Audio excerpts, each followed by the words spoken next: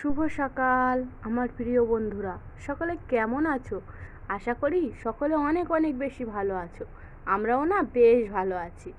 দক্ষিণ 24 পরগনা জেলার ছোট্ট একটি গ্রাম থেকে আমি সালমা, আমার চ্যানেল ব্লগার সালমায় নতুন একটি ব্লগ ভিডিওর সঙ্গে সকলকে স্বাগত জানিয়ে আজকের ভিডিওটি শুরু করছি। তো বন্ধুরা, আমি আমার আব্বাদের বাড়ির থেকে বাড়ি চলে এসেছি। তো এবারে প্রতিদিনের মতো সকাল সকাল কাজেই লেগে পড়েছি। তো আগের দিনে না বাড়ি এসে আগে আমি ঘর বারান্দা ভালোভাবে ঝাড় দিয়ে পরিষ্কার করে মুছে নিয়েছিলাম। তারপরে বেডশিটটা পাল্টে নিয়েছিলাম, যেহেতু কয়েকদিন বাড়ি ছিলাম না। তো আপনাদের দাদাভাই ছিল, তবুও পুরুষ মানুষ তো যাই হোক, আমি বাড়ি এসে আবার ফের আমার বাচ্চা রয়েছে, তো একটু পরিষ্কার পরিচ্ছন্ন করে রাখতে হয়। তো বেডশিটটা পাল্টে নিয়েছিলাম, তারপর সব কিছু পরিষ্কার করে নিয়েছিলাম, মুছামুছি করে নিয়েছিলাম একেবারে, যেহেতু নোংরা হয়েছিল, এক সপ্তাহ বাড়ি ছিলাম না। তো তারপরে ভালো জায়গা করে ঘুমিয়ে পড়েছিলাম। তো সকালে প্রতিদিনের মতন আবার উঠে পড়েছিলাম। উঠে এবারে দেখো আজকে ওই বেডশিটটা ভালোভাবে টান টান করে ভালোভাবে বিছানা গুছিয়ে নিচ্ছি। তো এখনও কোনো বাসি কাজ করা হয়নি। তো এই সবে বাসি কাজ করতে লাগলাম সকালবেলা। ওই এখন ঠিক 6:30 মতো বাজে। তো বিছানাটা বালিশটা ভালোভাবে গুছিয়ে নিয়ে নিচ্ছি। আমার মাম্মামের দেখো কতগুলো কাঁথা, তো কাঁথাগুলো ভালোভাবে গুছিয়ে নিচ্ছি, বালিশগুলো বালিশের জায়গায় রেখে দিচ্ছি।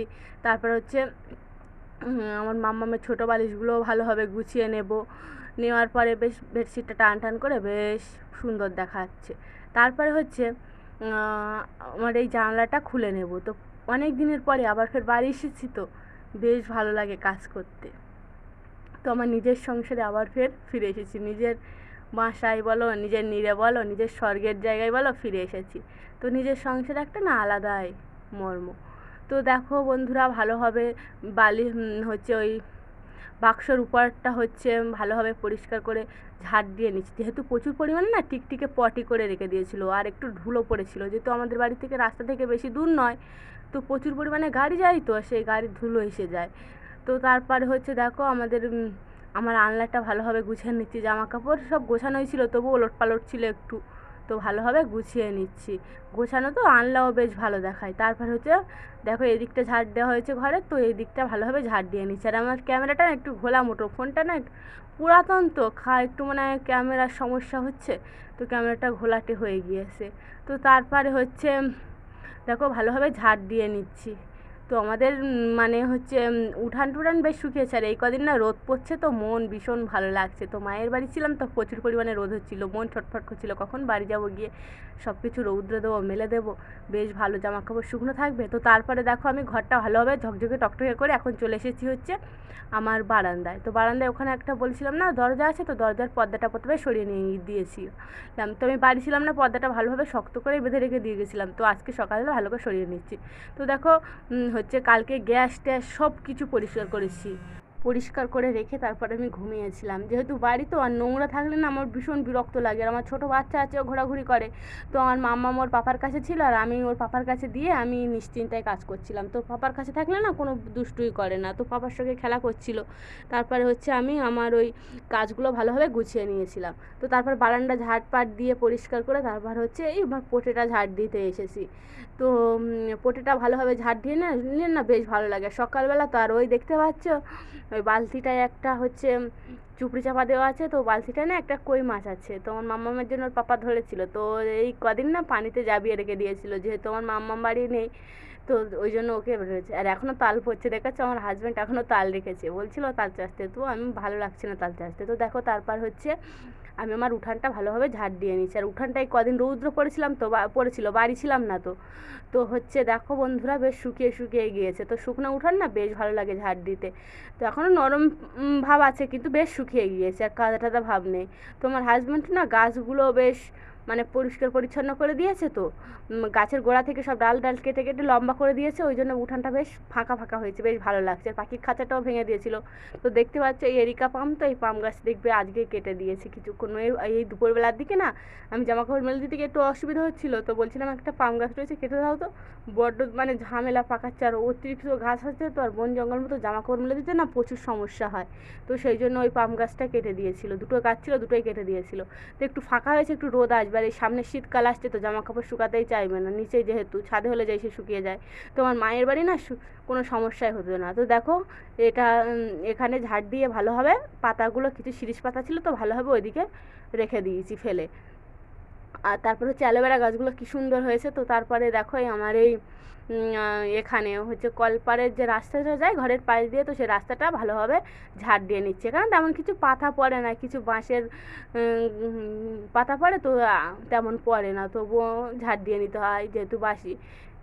তারপরে তো যেহেতু দেখো আমরা আমার হাজব্যান্ড হচ্ছে ও রান্না করেছিল, একটু আলু সিদ্ধ ভাত রান্না করেছিল আমরা বাড়ি আসবো বলে। তো দেখো বন্ধুরা হচ্ছে আমি সেই আলু সিদ্ধ ভাত রান্না করেছি যেহেতু, তো আমরা দুজনা ভাত খেয়েছিলাম। তো সেই জন্য দেখো এই দুটো থালা হচ্ছে আমার হাজব্যান্ড রান্না করেছিল। তো ওই জগটা না পানি নিয়ে রেখে দিই, তো আমাদের কলের পানি তো প্রচুর ময়লা পড়েছিল, ব্যবহার হয়নি কতদিন, তো পানিগুলো ফেলে দিয়ে ভালোভাবে এই জগটা নিয়ে এসেছি মেজে নেবো। তারপর হচ্ছে এই বাসনগুলো ভালোভাবে মেজে নেবো, আজকে খুব অল্প পরিমাণে বাসন। তো এই অল্প পরিমাণে বাসনগুলো মেজে নিতে না বেশ ভালো লাগে, আর বাসন পরিষ্কার পরিচ্ছন্ন হলে বেশ ভালো লাগে। তো এখানে তো মোটর নেই, এই কল টেনেই তো বাসন ধুই, তবুও ভালো লাগে, নিজের সংসার আমার তো প্রচুর ভালো লাগে। তো এখন কলপার আমার ঝাড় দেওয়া হয়নি, দেখো বাঁশের ওই রকম কী সব পড়ে আছে, কী বলে তো কী জানি, ওগুলো আমি ঠিক জানি না। তো পরে ফের ঝাড় দিয়ে পরিষ্কার করে নিয়েছিলাম, আর পরিষ্কার পরিচ্ছন্নতা থাকলে না বেশ ভালো লাগে। তো দেখো ভালোভাবে সার্ফ আর পানি গুলে হচ্ছে ভালোভাবে মেজে নিচ্ছি। আর সার্ফ পানিগুলো না সার্ফ দিয়ে যেহেতু বাসন মাজছে আজকে, তো বাসন মাজা সাবান নেই, তো সার্ফগুলো না দানাগুলো আস্তে আস্তে থাকে আর প্রচুর বিরক্ত হয়। তো সেই জন্য হচ্ছে গুলে নিয়েছি, আগে গুলে নেওয়ার পরে হচ্ছে বাসনগুলো মেজে নিচ্ছি। তো একটু গুলে নিলে না গ্যাজা গ্যাজা থাকে আর মাজতেও বেশ সুবিধা হয়। তো ভালোভাবে হাঁড়িটা মেজে নেব, তারপরে জগটা ভালোভাবে মেজে নেব, যে ওই গামলাটা হচ্ছে ওই প্লাস্টিকের ধামা মতো, তা ওটাও ভালোভাবে মেজে নেব, মেজে ভালোভাবে কল টেনে ধুয়ে নেবো। আর পরিষ্কার পরিচ্ছন্নতা থালা বাসন থাকলেও বেশ ভালো লাগে। তো আরও অনেক বাসন ছিল, তো আমি বাড়ি এসেই কালকের সন্ধ্যাবেলা সব কিছু আমাদের কল টেনে আমার হাজব্যান্ডকে নিয়ে এসে আমার মামাম্মর পাফার করেছিল, তো আমি সব কাজ করে গুছিয়ে নিয়েছি। তো এখনও কিছু কাজ এখনও বাকি আছে আমার, তো থাক পরেই করবো আবার, আমার মামাম যখন ঘুমাবে তখনই করবো। তো ওর পাপা আজকের বাড়ি আছে, আজও কাজ করতে কোনো সমস্যা হবে না, ওর পাপার সঙ্গে এখন খেলা করছে, আমি তাহলে আমার এই কাজগুলো করে নিচ্ছি। তো দেখো যে বাসন মাজুনি দিয়ে মেজেছিলাম বাসনগুলো, তো সেই মাজুনিটা ভালো করে ধুয়ে আবার ফের ওই কোটোর ভিতরে চাপা দিয়ে রেখেছিলাম। তো চাপা দিয়ে রাখি কেন তো প্রচুর পরিমাণে হচ্ছে এখানে কেন্ন যায়, তারপরে হচ্ছে আরশোলা থাকে, তো বাইরে তো ইঁদুর থাকে, প্রচুর পরিমাণে পাখি থাকে, তো একটু চাপা দিয়ে রাখলে না কোনো সমস্যাই হয় না, চাপা দিয়ে রাখলে বেশ কি সুন্দর থাকে, আর কোনো মনে মনে ভেতরে কোনো খুঁতখুত করে না। তো যাই হোক দেখো ভালোভাবে পরিষ্কার করে হচ্ছে ধুয়ে নিচ্ছি। তোমার মামামের কিউট গ্লাসটা দেখেছো, তো আমার প্রচুর পছন্দ হয় এই গ্লাসটা, যে আসে তো বলে কিউট গ্লাস, হেভি সুন্দর গ্লাস তো তোমার মেয়ের। আমি বলি হ্যাঁ আমার মামামের হেভি সুন্দর গ্লাস। তো দেখো ভালোভাবে থালা বাসনগুলো মেজে নিচ্ছি, তারপর হচ্ছে জগটা ভালো করে ধুয়ে এক জগ পানি নেবো। আর ওই যে বোতলগুলো দেখতে পাচ্ছ, তো ওগুলো হচ্ছে দুধের বোতল। তো আমার মা দুধ নেয়, তো সেই দুধ থেকে না কালকে বাড়ি এসেছিলাম, তো এক বলতে মানে 250 দুধ দিয়েছিল। তো হচ্ছে সেই দুধের বোতলগুলো তো ভালোভাবে পরিষ্কার করে মেজে নিচ্ছি। আর মানে মেজে নিলে না কি হয় জানো, গন্ধ থাকে না, তো মেজে নিয়ে বলতে ওই সার্ফ পানি দিয়ে ভালোভাবে ধুয়ে নিচ্ছি। তো ধুয়ে নিলে না আর কোনো সমস্যা হয় না। তো ভালোভাবে ধুয়ে হচ্ছে সার্ফ পানি দিয়ে ধুয়ে নিয়ে এবার হচ্ছে রেখে দেবো।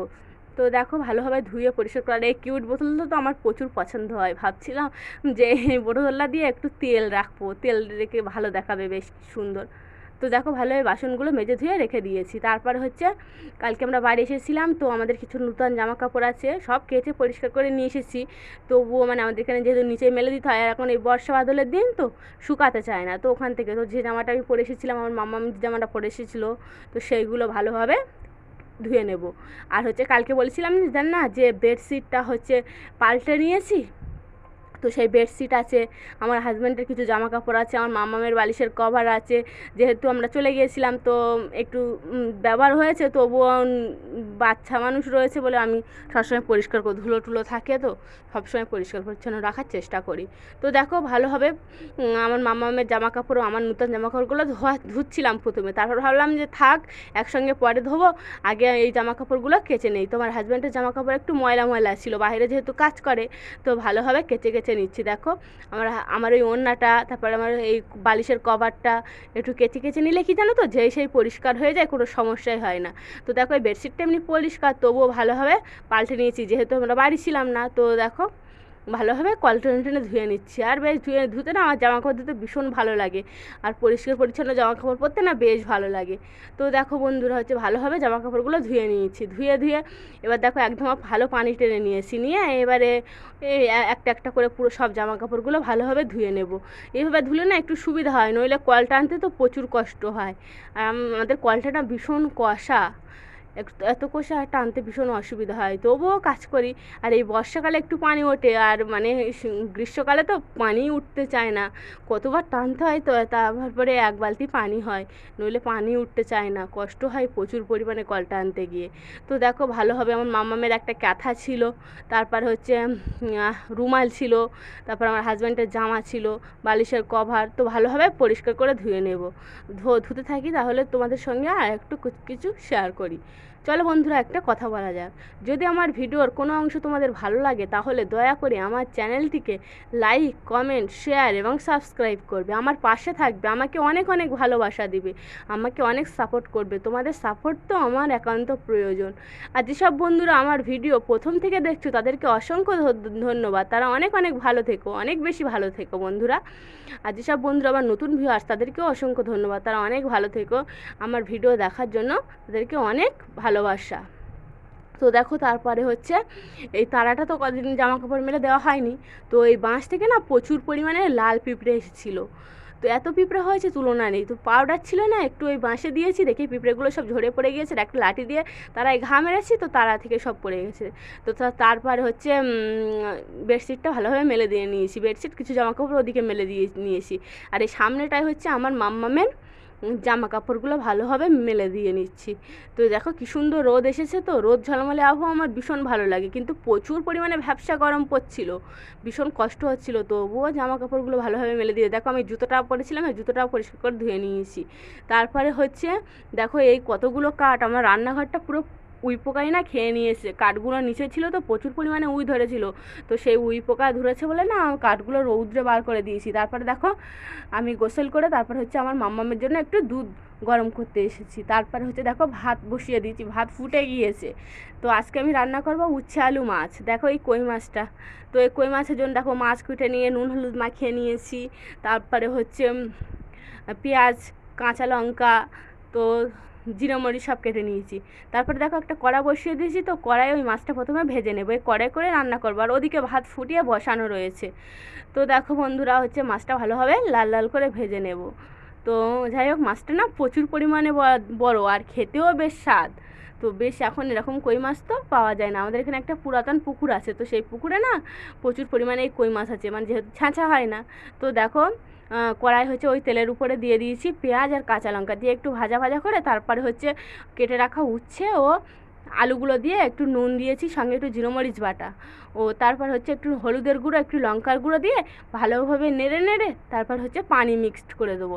তো পানি দেওয়ার পরে হচ্ছে সিদ্ধ করার জন্য বেশ কিছুক্ষণ চাপা দিয়ে রেখে দেবো। তারপর হচ্ছে সিদ্ধ হয়ে গেলে তারপর হচ্ছে একটু নেড়ে নেড়ে আলুগুলো একটু ঘেটে দিয়ে দেবো, যেহেতু একটু ঝোলটা মোটা হবে। তো হচ্ছে ঘেটে দেওয়ার পরে হচ্ছে এবারে পানি দিয়ে আবার ফের এবারে ঝোল দিয়ে দেবো। তো ঝোল দেওয়ার জন্য ঝোল দেওয়ার পরে হচ্ছে আগে কই মাছটা দিয়ে দেবো, দেওয়ার পরে না খেতে প্রচুর দারুণ হয়েছিল, একটা মাছের তরকারি তো কী হয়েছে। তারপর আমার হাজব্যান্ড না বাজারে গিয়েছিল, গিয়ে হচ্ছে ওই তেলাপিয়া মাছ এনেছে, ওল এনেছে, আর কাঁচা লঙ্কা এনেছে, আর হচ্ছে ঝিঙে এনেছে। নতুন ভিডিওর সঙ্গে দেখা হবে, সকলকে ধন্যবাদ, টাটা, ভালো থেকো।